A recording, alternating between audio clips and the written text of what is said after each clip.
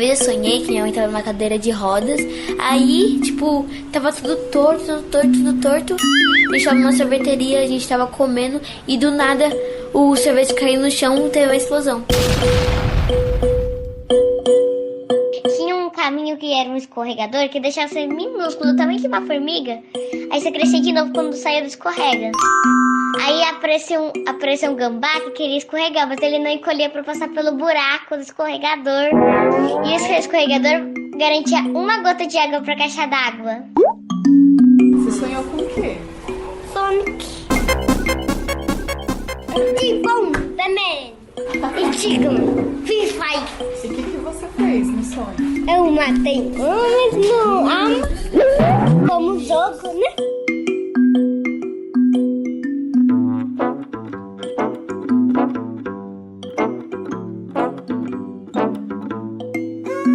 Depois de ouvir os sonhos de alguns amigos e amigas, eu tive uma certeza. Não sou só eu que sonho umas coisas meio malucas.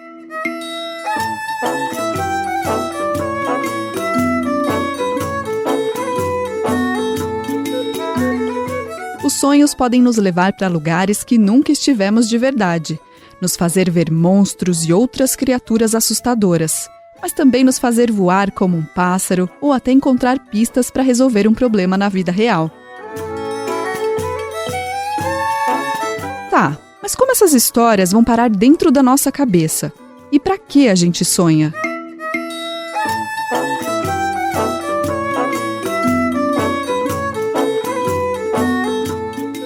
Oi, amigo! Olá, amiga! Essa é a nova temporada do Radinho BDF, o podcast de jornalismo para crianças e adolescentes. Eu sou a jornalista Camila Salmásio e essa é uma produção do Brasil de Fato.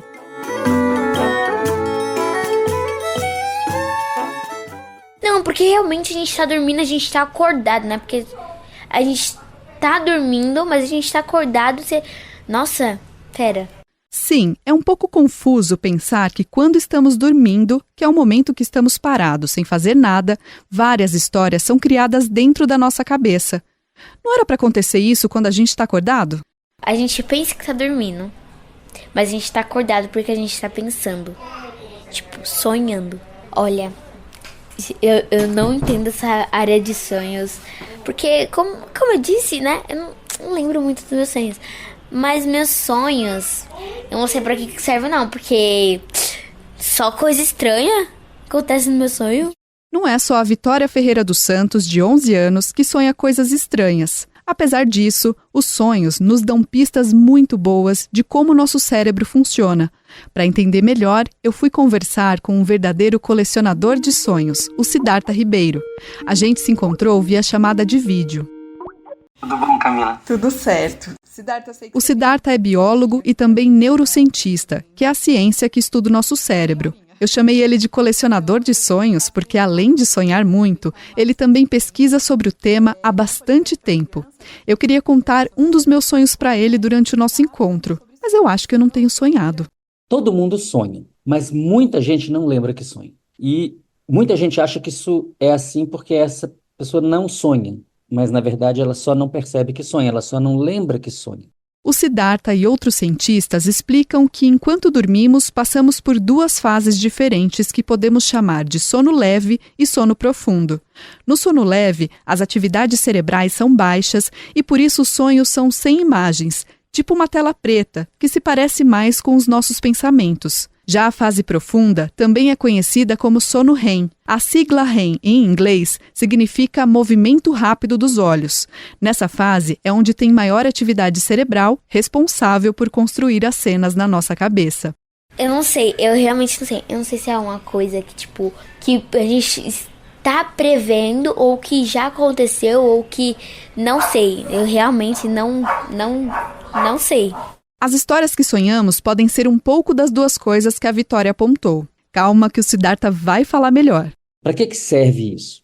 Isso serve para ajudar a gente a se preparar para o dia seguinte. Nem sempre a gente entende o que o sonho pode estar querendo dizer. E quando a gente entende o que o sonho quer dizer, e às vezes ele quer dizer mais de uma coisa, é mais fácil a gente entender, para a gente conseguir viver as coisas que a gente quer viver. E o que a gente precisa fazer para a gente não viver as coisas que a gente não quer viver. Então, o sonho é uma espécie de... Ele ajuda a gente a navegar o barco, que é a vida. Na religião do candomblé, os sonhos podem ser interpretados como uma orientação dos orixás, que são os deuses africanos. A Sofia Gomes, de 8 anos, é do candomblé e tem o costume de observar o que ela sonha. Ela acredita que essas histórias que acontecem enquanto estamos dormindo podem nos auxiliar com coisas práticas do dia a dia, como aquela ideia que faltava para solucionar um problema. Eu acho que eles servem para encontrar as coisas, às vezes. Assim, vamos dar um exemplo. Uma vez você estava num sítio e você perdeu o seu brinquedo. Aí no sonho talvez você consiga achar no seu sonho onde você perdeu essa coisa. Aí quando você acorda você pode procurar. Tá aí um bom uso para o que sonhamos, né?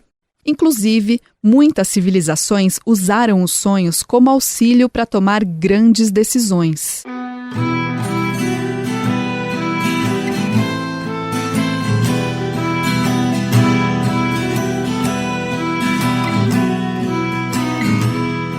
Há muito tempo atrás, um rei chamado Astíages sonhou que uma árvore gigante saía da barriga de sua filha e cobria toda a Ásia.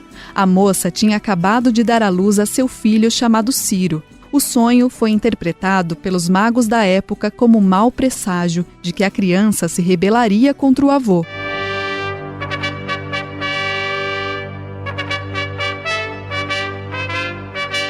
O rei, então, mandou matar o menino. Mas o plano dele não deu certo. Ciro sobreviveu, cresceu e realmente destronou o avô, se tornando o rei do maior império que o mundo já havia visto até então, a antiga Pérsia.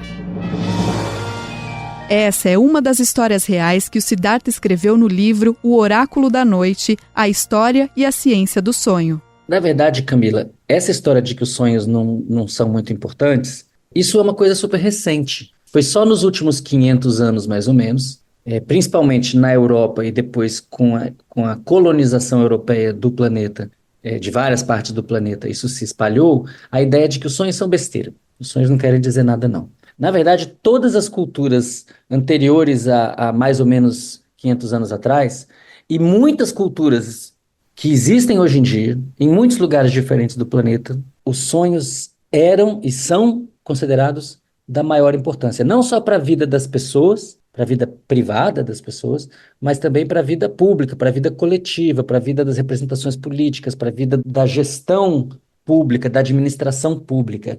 Por exemplo, entre povos indígenas. Normalmente, quase sempre, os povos indígenas, eu estou falando quase sempre porque são muitos e a gente não deve generalizar.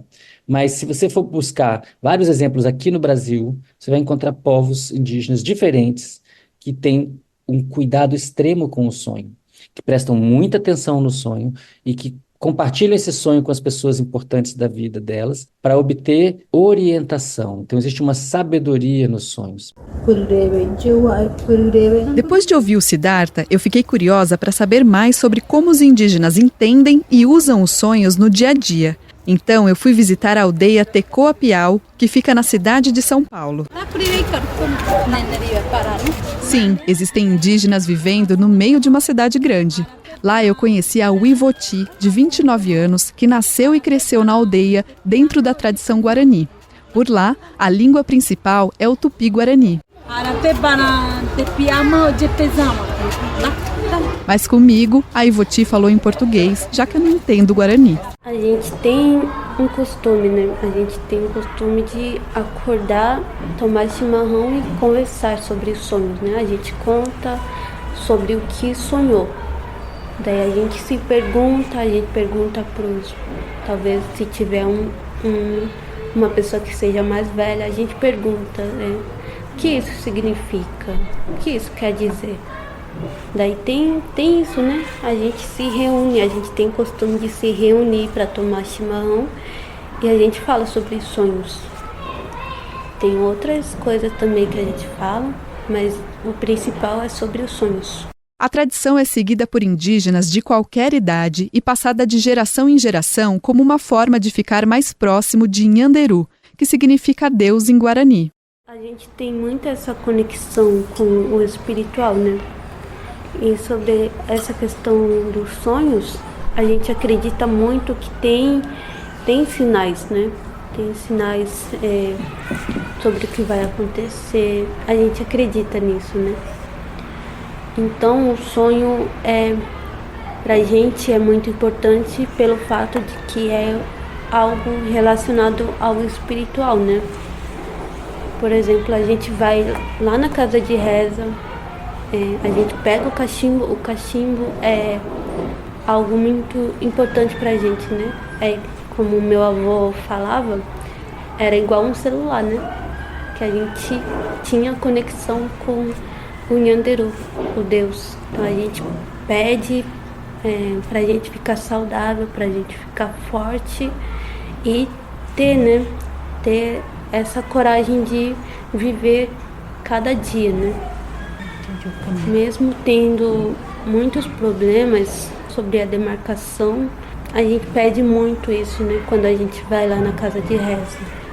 Eu também perguntei para as crianças indígenas sobre os sonhos que elas se lembram. Na hora da entrevista, eles estavam na escola CECI, que é o Centro de Educação e Cultura Indígena, que fica dentro da aldeia.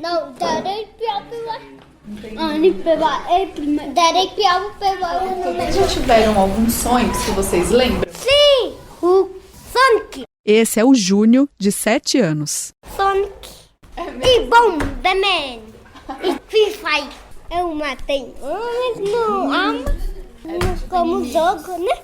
Se transformar no Sonic ou no Bomberman como Júnior e passar de fases é algo possível no mundo dos sonhos. Isso porque o nosso cérebro é capaz de fazer combinações entre a realidade e a fantasia. No filme Divertidamente, a menina Halle recorre aos sonhos para ajudar a organizar as emoções depois de um dia ruim. Eu não tenho permissão para fazer isso, mas eu não posso deixar o dia terminar assim.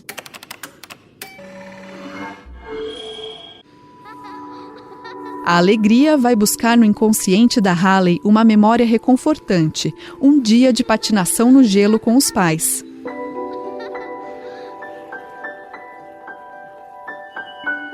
O inconsciente é uma espécie de sala secreta que guarda pensamentos, sentimentos e situações que vivenciamos, mas que não são acessadas tão facilmente assim. E é de lá que saem os sonhos mais malucos. Um papai trouxe uma caixinha desse tamaninho, pequitiquinha, que aí ele jogava no chão de grama, aí virava um trailer gigantesco. Tinha um caminho que era um escorregador que deixava ser minúsculo, também que uma formiga. Aí você crescia de novo quando saía do escorrega. Aí apareceu um gambá que queria escorregar, mas ele não encolhia para passar pelo buraco do escorregador. E esse escorregador garantia uma gota de água para a caixa d'água.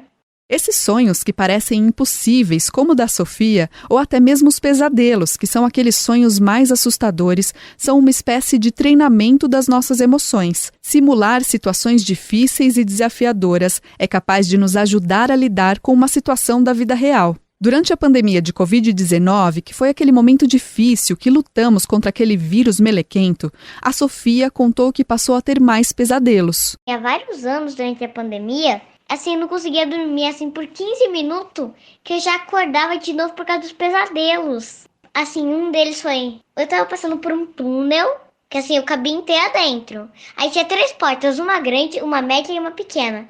Aí, de repente, o meu pai, a mamãe e o Lucas saíram dessa porta com um desenho animado esquiando. Nossa! Na neve. Aí eu levei um susto. Sua família aparece esquiando, eu sem você, e virou desenho animado. E assustador. E bota assustador nisso. Eu mesma já sonhei com bichos esquisitos igual a Sofia. Mas será que ter esse tipo de sonho é normal? Acho que o Siddhartha Ribeiro pode responder. É normal ter pesadelo, Camila. Toda criança tem pesadelo.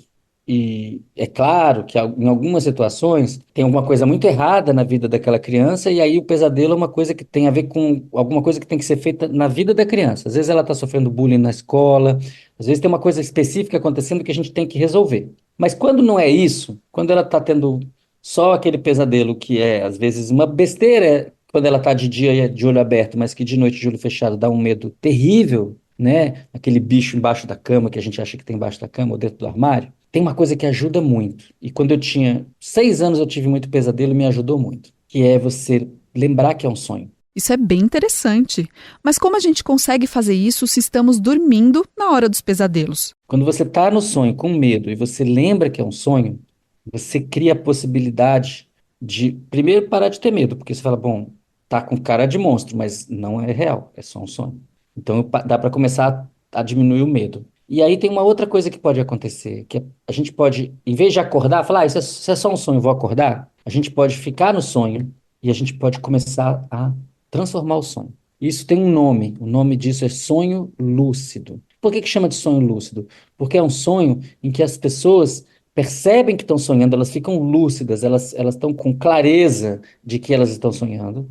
E aí, quando elas percebem que estão sonhando, elas entendem que elas podem fazer o que elas quiserem ali dentro. É super legal. Então, você pode pegar aquele pesadelo horroroso e transformar ele num sonho de aventura. Você fala, ó, monstro, vai embora, céu escuro, fica claro, pântano horroroso, vira uma praia maravilhosa, vira uma montanha, vou sair por aí voando. Isso é possível, isso pode ser treinado na infância e na adolescência, porque a gente tem esses sonhos lúcidos nessa passagem para a adolescência até espontaneamente.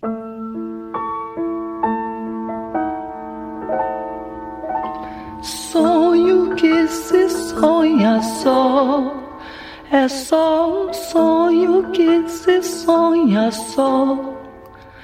Mas sonho que se sonha junto é realidade. Já pensou poder sonhar a mesma coisa que outra pessoa e ainda conseguir interagir com ela? Bom, eu acho que só na música do Raul Seixas mesmo. As histórias que nosso cérebro cria são como nossas digitais. Cada um tem a sua e nenhuma é igual. E o sonho é tão íntimo que não é possível que ninguém descubra o que você sonhou, a não ser que você conte. Os cientistas até estão tentando criar maneiras de descobrir o sonho alheio. O experimento mais próximo disso é de 2 pesquisadores dos Estados Unidos que criaram um sistema capaz de interpretar as movimentações cerebrais da pessoa adormecida através de um exame chamado ressonância magnética. Mas isso não está nem perto de virar realidade, segundo o neurocientista Siddhartha Ribeiro. Essa sua pergunta, ela é quase uma pergunta de ficção científica, porque hoje em dia, para você ler o sonho de uma pessoa, você precisa trazer ela para dentro de um aparelho super complicado e muito caro, chamado ressonância magnética, e você precisa fazer um exame super demorado e chato e difícil para descobrir pouquíssimo sobre o sonho da pessoa. Então, digamos, a tecnologia está ainda engatinhando e o que você pode ler sobre o sonho da pessoa é quase nada, próximo de zero. Mas é um pouquinho acima de zero, por isso que as pessoas têm publicado estudos e têm falado sobre esse assunto. De qualquer forma, sonhar é uma atividade muito saudável. E se depois de ouvir o nosso episódio você ainda está se perguntando o que vai fazer para conseguir lembrar dos seus sonhos e viver essas experiências, a gente te dá uma dica. Então a primeira coisa que a gente pode fazer é tentar lembrar do sonho. Acordar de manhã, ficar bem quietinho na cama, levantar, só depois que o sonho estiver bem claro na cabeça. E aí se você puder, você escreve. Aliás, deitado, você já pode escrever seu sonho. E também você pode gravar um áudio, se você tiver alguma possibilidade de gravar. Ou você pode fazer uma coisa melhor ainda, que é contar logo para sua mãe, para o seu pai, para o seu irmão, para sua irmã, e compartilhar. Sem falar que eles são muito bonitos, sem falar que você pode voar, sem falar que você pode encontrar uma pessoa que você ama, sem falar que você pode visitar um lugar que você nunca foi, mas quer conhecer, e inclusive muitos lugares que não existem em lugar nenhum, porque só existem na sua mente. Nosso episódio chegou ao fim, mas a gente continua conectado. Se você está ouvindo pelo Spotify, nos conta se você gostou. Você pode deixar o seu recado logo abaixo da descrição do episódio. Você também pode participar de um episódio do Radinho BDF. É só pedir para o adulto que cuida de você mandar uma mensagem para o e-mail radio@brasildefato.com.br. Esse episódio do Radinho BDF foi feito por mim, Camila Salmásio, com conselhos da Juliana Doreto. A produção é de Mariana Lemos e Letícia Holanda. Nós usamos áudios do filme Divertidamente 1, da Pixar, e ouvimos a música Prelúdio, do Raul Seixas. A edição de som é da Lua Gattinoni. Trilha sonora original, Carol Panese. Coordenação, Monize Ravena. Direção executiva, Nina Fidelis. Também tivemos a ajuda de toda a equipe do Brasil de Fato. Nosso muito obrigada a todos os meninos e meninas que participaram desse episódio. E muito obrigada para você que ficou comigo. Um beijo grande e até a próxima. Ah, e bons sonhos!